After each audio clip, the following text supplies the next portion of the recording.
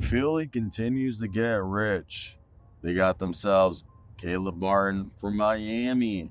Now they got themselves Tyrese Maxey, Kelly Oubre, Paul George, Caleb Martin, Andre Drummond, Eric Gordon, Jared McCain. I mean, just to mention a few. They still have Ricky Council. So for me, I think it's the rich continue to get richer. Adrian Wojnarowski was the one to break the deal.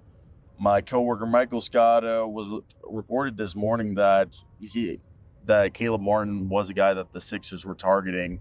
We knew that they were also looking at Haywood Highsmith. I assume at this point now Haywood Highsmith would go back to Miami. But what do you get in Caleb Martin? Probably a fantastic he either is going to start or he's going to be one of their top players off the bench. He averaged 14 points, 50% from the field, 44% on three-pointers versus the Celtics, including regular season and playoffs.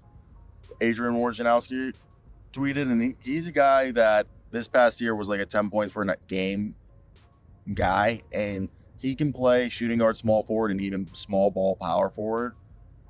He's a little bit of jack of all trades, master of none. And for a team like Philly, championship aspirations, he's the type of guy that you need to go out and get.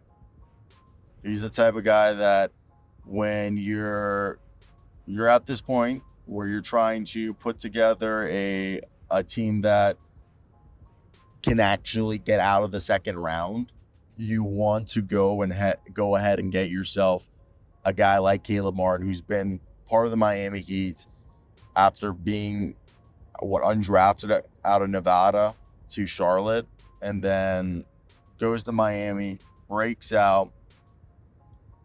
And I think the thing with him is that he's performed better in big games. I know some people are going to say, oh, this is iffy, this or that. I want to know what the deal is going to be done, because I knew Caleb Martin was looking at a $15 million price tag. I wonder if it's a 3-year, $45 million deal, sign and trade, and they send Paul Reed to the Heat. I would not be surprised if that's it. We haven't seen how they finalize this deal yet on what it is. We just know he signed a deal. And for Philly, Tyrese, Kelly Oubre, Paul George, we know they're trying to get Dorian Finney-Smith. So if they can get Dorian, that'd be incredible. But the idea now that they have Mr. Big Man on campus, Caleb Martin, on this team, you could say Caleb Martin, Paul George, Kelly Oubre, Tyrese Maxey, and Joel Embiid could be the starting lineup. Then you have Andre Drummond, Eric Gordon, Ricky Council, Jared McCain so far as your bench unit. Not terrible. Not terrible, guys. And I want to hear your thoughts. If you're a 76ers fan, what is your expectations right now with the rest of the players? We know they're looking at Lester Quinones and Reggie Bullock.